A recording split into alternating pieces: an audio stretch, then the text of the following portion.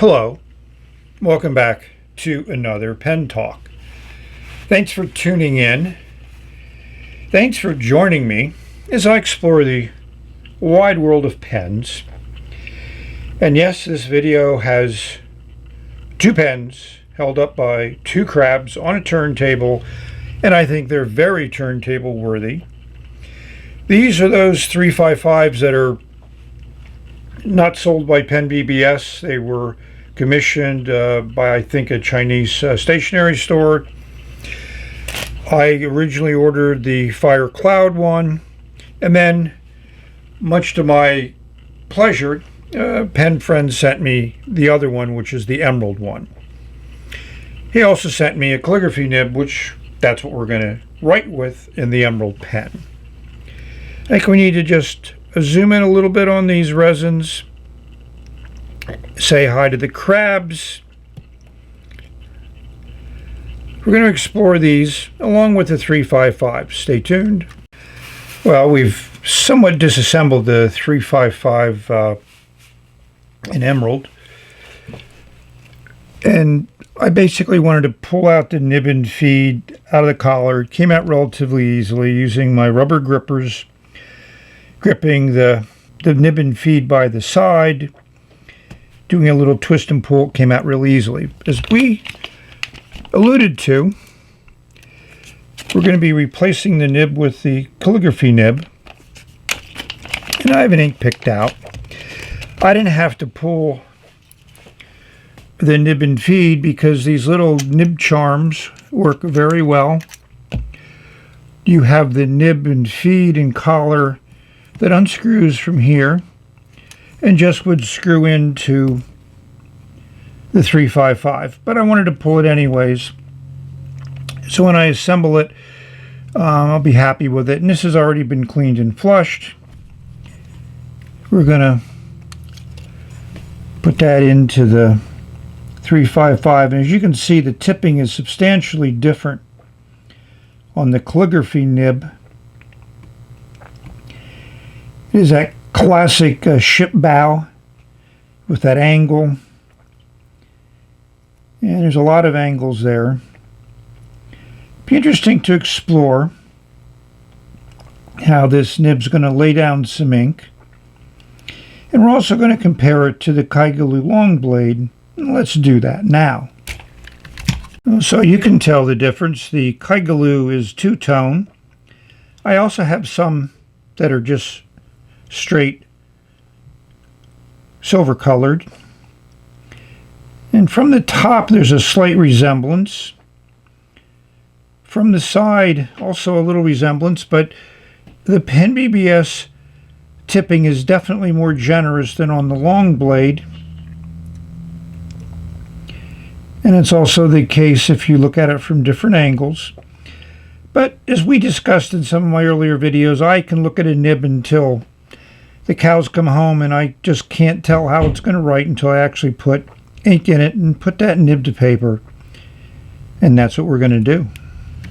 Here's some resins we're going to explore and compare to the Emerald resin in this 355. So my initial thought was, when I saw this, it looked familiar. And I brought out this Kaigalu 316, which has a similar but certainly different resin. This is much bluer and a lot more pearlescence in it. So then I brought out this 316, which is a dark gray one. Again, just to show the amount of pearlescence. They're about a similar amount of pearlescence between those two. And of course, I think this one, the 308 in Galaxy, comes close, but again, a lot lighter color and a lot more pearlescence. And how could we not talk about Purple Cloud? This is a 323, which is very purple. So hopefully that comparison was interesting. This pen is also bigger than these by a fair amount. And the 316s are not small pens, but the 355 is definitely in the larger size. So in my previous 355 video where I reviewed the Fire Cloud version. I show these two pens, which were inked up at the time, and they'd been inked for a while, so I decided they needed to be cleaned out. This Snowflake one had a little bit of ink around that didn't flush out very easily, so therefore I took it apart. And you can see those flat sides here.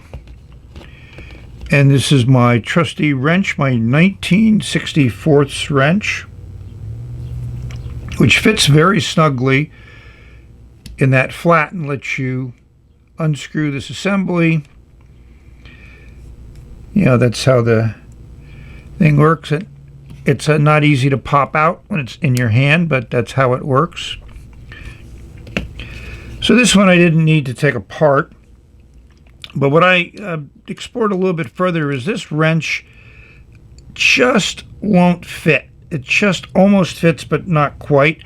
So my guess is they use the same tooling to flatten the sides, but because this is aluminum versus plastic, this is just slightly bigger, and it's just a hair bigger, but just enough so the wrench doesn't fit. So I use a trusty small adjustable wrench, which works fine.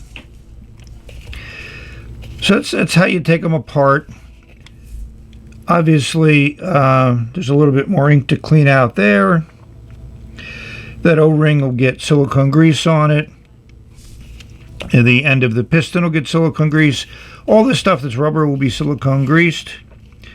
Figured we need to just revisit this nice little commemorative nib 2019 with the holiday motif on it.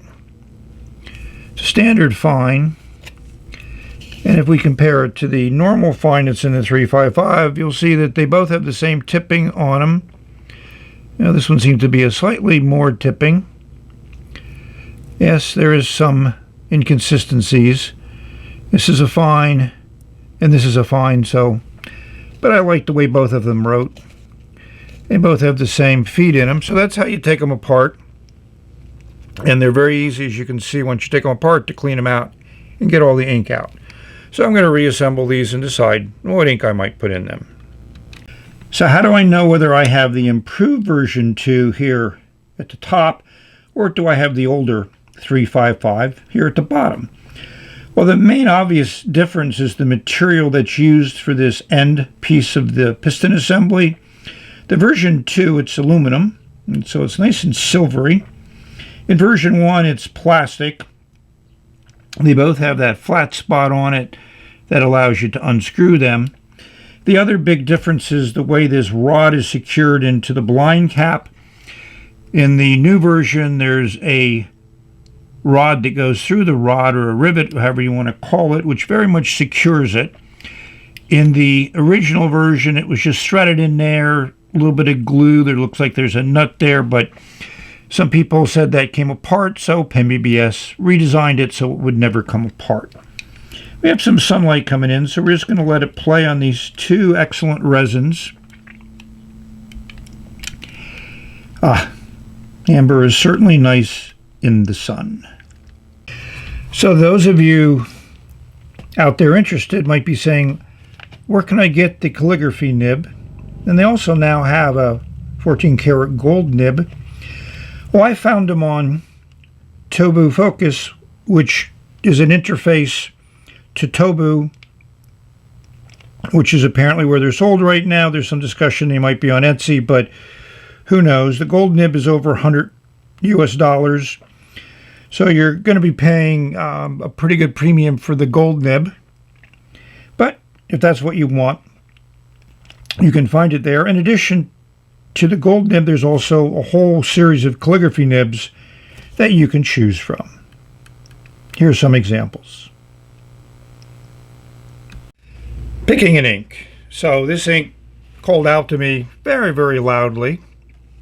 I think it's a perfect color match, and it just has a hint of glitter in it, which I just kind of think would work well in what I expect to be a fairly wet writing pen. The bottle has an interesting design, As we turn it over, it's been laying on its side, so it actually has some green glitter in it. And it's easy to shake up and put it back in suspension. And if we look at the chromatography, we'll just see a nice clean color. Yeah, that's my fingerprint with ink on it. No water resistance. But I think it should look fine in the pen. Let's check it out. I did a review of what Alphonsine might mean. So here's what I think the Chinese equivalent is. Here's the phonetics. So I think filling one of these is a challenge when you can't see what's going on in the inside. But you just need to be deliberate in your actions. Unscrew the blind cap. Bring all the way up to the top of that piston rod. Continue to turn it counterclockwise. And you'll feel it engage. And then you need to turn it another, I'd say about 1/8 of a turn to disengage that bayonet. And then you can push the piston up and down. So we're going to go all the way down to the bottom. Put the nib in the bottle of ink. Pull it up. And we'll get a pretty good fill of ink, as I've seen in other 355s. Well, we've inked it up and we've written with it, and I have a pretty good idea of how this Pen BBS calligraphy nib works with this trommel ink. Before we actually put nib to paper, let's talk about the 355. There seems to be a fair number of these available on eBay, and it looks like a number of sellers are selling both. They call this blue, sometimes emerald, sometimes, and the other one is called brown, sometimes called fire cloud. So here's, some auctions that I found. The going price is in the mid 40s. I paid more than that for my fire cloud. I think there was one seller was on eBay early, and they're going to charge a little bit of a premium to being first, and that's fine. That's part of the nature of business.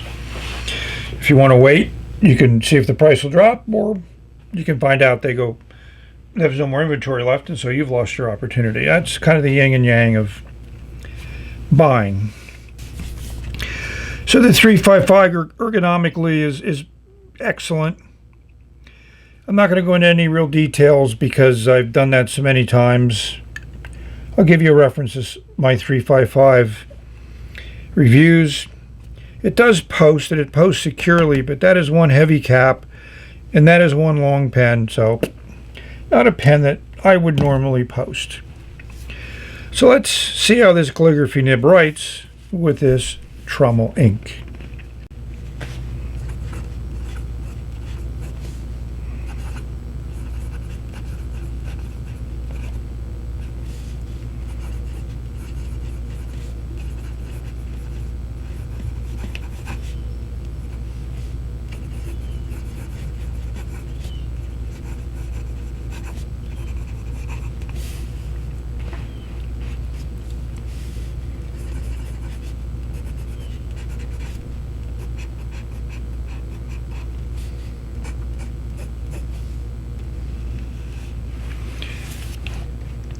So this nib is super smooth and very wet.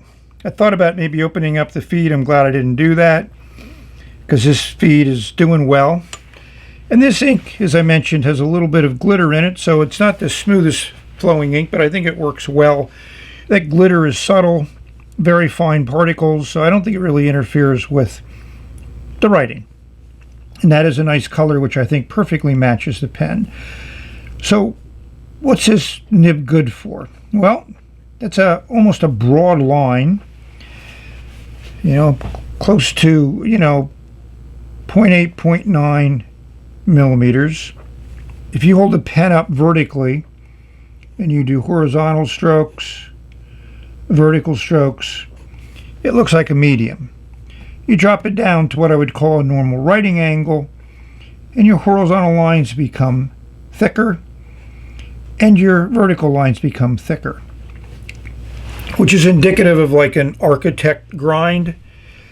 I think this is not a pure architect. I like the line it lays down.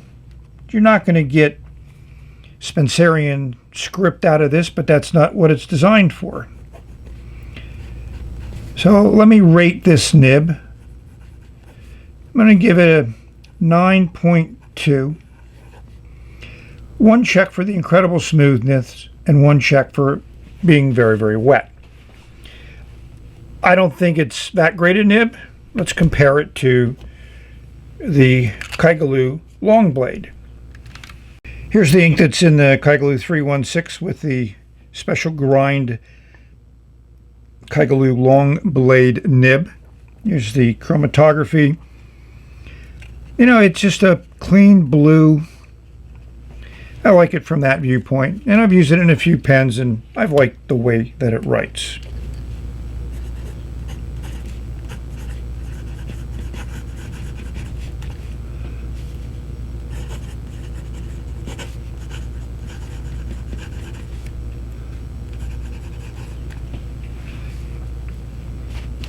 So on this paper, both of these nibs are equally smooth, which I think you can hear. They both lay down a fairly generous line. They're generous with their ink flow. If I was to choose between these two nibs, I think I would go with the Kaigalu. Again, if you hold it very vertical, it puts down even a finer line than the Pen BBS did. At a normal writing angle, it's even a little bit broader. So the line variation on this nib is a little bit more than you got on the calligraphy nib from Pen BBS. And you get 3 of these for like less than 20 bucks. They don't come in a nib charm, but hey, for a number 6 nib with some nice special grind to it, I think it's a bargain. I also did some writing on carbon paper just to see what it would be like. So in this example, the 355 was much smoother, that calligraphy nib, than the long blade nib in the 316, but this paper then has a lot more texture than the Fabriano paper I use for my ink samples. And I did the 355 again. You also notice the Pen BBS ink has a little bit of feathering to it, which I think also showed on the Fabriano paper, and you're going to get bleed through because both of these nibs are fairly wet. We're coming to the conclusion to this video. Thank you very much for watching. I mean, if you like a smooth nib, you can certainly do well with this calligraphy nib because it is about as smooth as anything I've ever written with. Hope this video finds you safe, healthy, and happy, enjoying your pens, enjoying putting ink on paper. Maybe you're experimenting with some different styles of nibs and ground nibs and stubs and architects and things like that. Go at it. Have fun. Have a different writing style for each of your pens. So this is the end of this video. We're going to say bye until the next one. There's a lot of material I need to cover.